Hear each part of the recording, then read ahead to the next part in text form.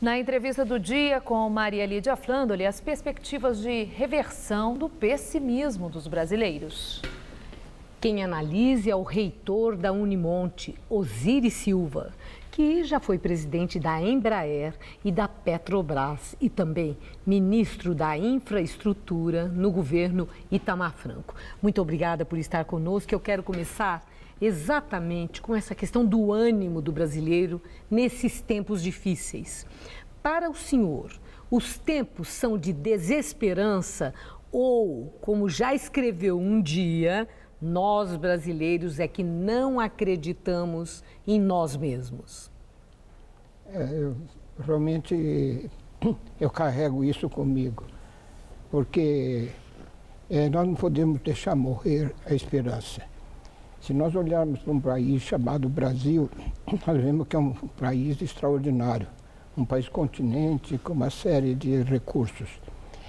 Mas acontece que nós abdicamos de olhar para o nosso país e respeitá-lo.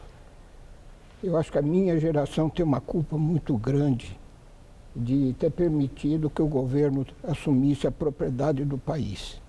Hoje o Brasil pertence ao governo federal. E o governo federal tem feito tolices muito grandes do ponto de vista administrativo. Porque eu sinceramente digo, o Brasil não estava em crise.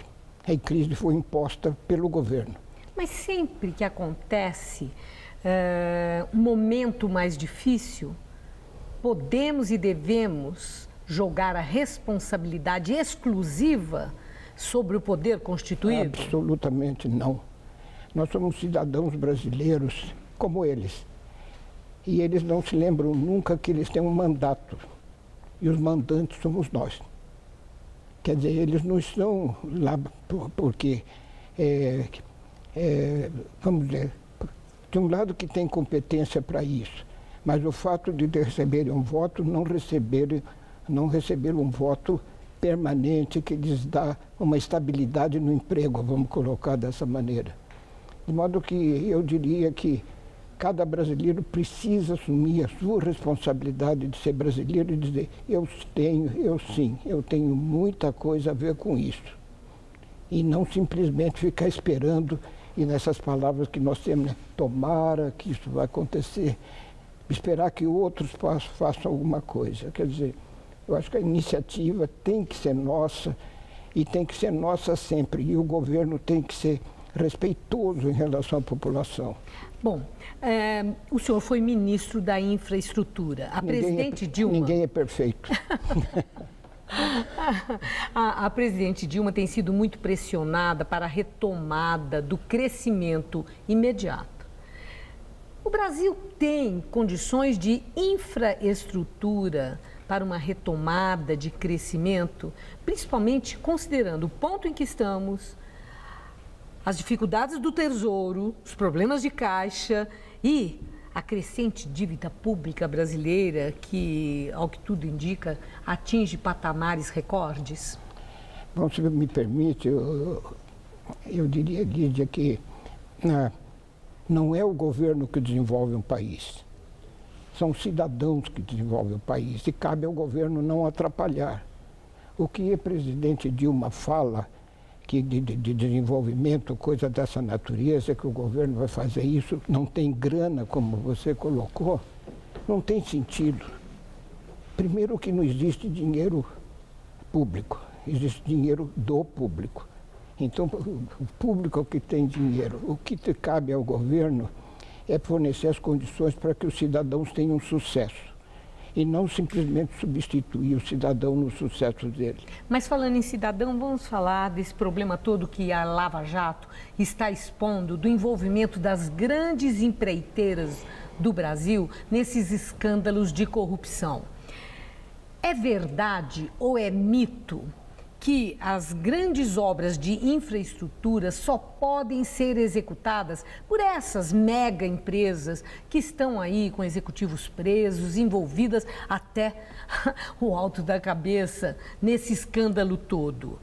O Brasil é refém dessas empresas ou outras empreiteiras de médio, de pequeno tamanho têm condição de tocar obras de infraestrutura que o país precisa? Bom, os analistas internacionais dizem que o futuro vão predominar as grandes companhias. Então, tudo isso que você colocou é que, em princípio, essas empresas do setor privado são desonestas. Não são. Eu diria que não são. Ninguém vai dar dinheiro para o outro se não for pressionado.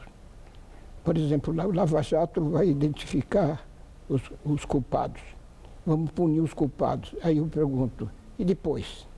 O que vai acontecer? Mas o senhor diz que ninguém faria o que foi feito se não houvesse pressão. Exatamente. Mas não obstante a pressão, a anuência, atender à pressão, e aí, pagar a propina, e aí, cobrar o sobrepreço para se recompor.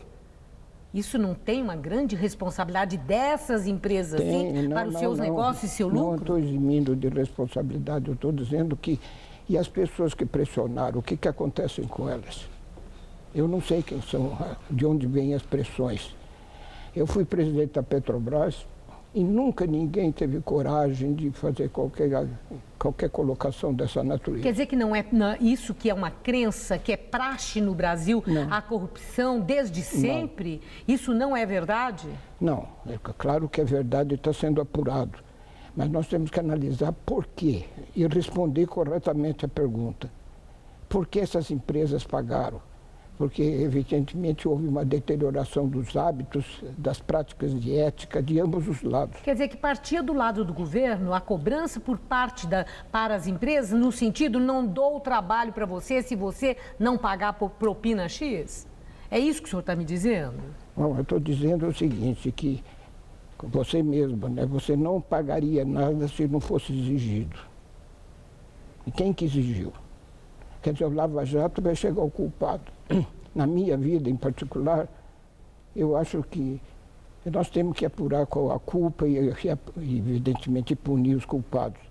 Mas eu, em geral, não busco o culpado. Em geral, eu busco a solução do problema para que nunca mais aconteça. Quer dizer, eu acho que nós temos que ter uma crença que as pessoas, em princípio, são éticas, são corretas.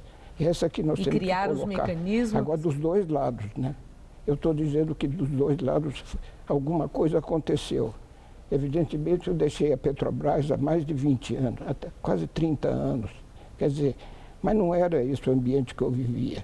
Eu nunca vi nada parecido a esse respeito, embora nós fizéssemos contratos todos os dias, tinha toneladas de contratos para assinar, com uma quantidade enorme de dinheiro, de investimentos e tudo isso. No meu tempo, nós produzimos 400 mil barris de petróleo, hoje estamos com quase 2 milhões de barris de petróleo por dia, e isso foi muito dinheiro colocado.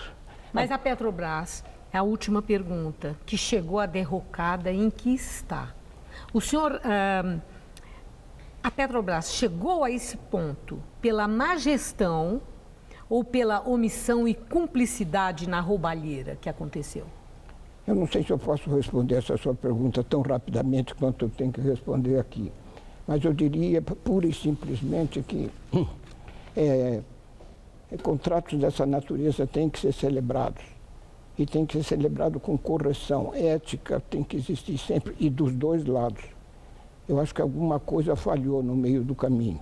Por outro lado, o Ministério de Minas e Energia tem o péssimo hábito de querer gerenciar a Petrobras à distância. Muitas vezes, no meu tempo mesmo, eu recebia ordens do ministro que eu dizia que eu não podia cumprir. Porque, afinal, eu, como presidente da companhia, que sou responsável pela companhia. Agora, ter um acionista que me diz o que eu devo fazer, foi uma condição dessa natureza que me obrigou a pedir o chapéu e ir embora. O senhor acredita que a Petrobras consiga se recuperar?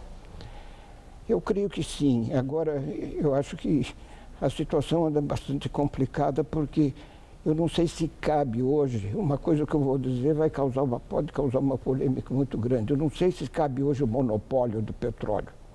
A Petrobras não tem os recursos para retomar os investimentos. Tem que contar com o setor privado. A mesma coisa eu digo com respeito à educação. A educação no Brasil tem sido um fracasso até o presente momento. nós temos 70% de analfabetos funcionais. Quer dizer, o país não vai ser construído com essa base educacional da população. Porque eu acho que quem faz o país, exemplo, Estados Unidos, é claro, é o povo. E o povo realmente tem que ser muito bem preparado para conduzir os destinos do país e também escolher os seus governantes. Muito obrigada por seus esclarecimentos. Eu que agradeço. Uma boa noite. Boa noite, obrigado. Gamberini.